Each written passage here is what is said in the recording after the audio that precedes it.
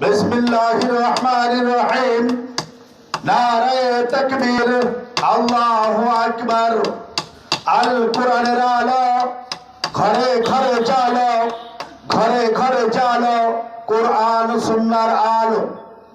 প্রিয় তাওহীদি জনতা, প্রিয় তাওহীদি জনতা, আসসালামু আলাইকুম।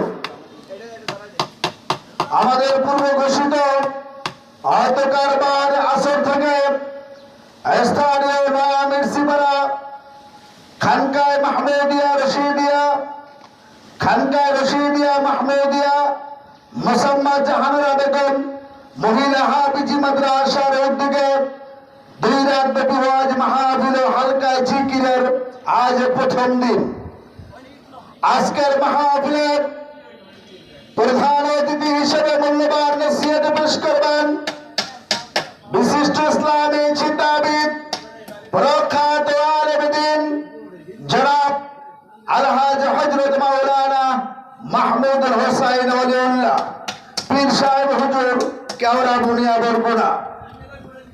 আজকে এবং আগামীকালকের মাহফিলে প্রধান বক্তা হিসেবে মূল্যবান নসিহত পেশ করবেন বিশিষ্ট ইসলামী চিন্তাবিদ, প্রখ্যাত আলেম দ্বীন, সারা বাংলা আলোড়ন সৃষ্টিকারী ওয়াইজ, দক্ষিণবঙ্গের কৃতি সন্তান, জননন্দিত ওয়াইজ জনাব আলহাজ হযরত মাওলানা মুফতি মোহাম্মদ হাবিবুর রহমান মিসবাহ কুয়াকাটা হুজুর,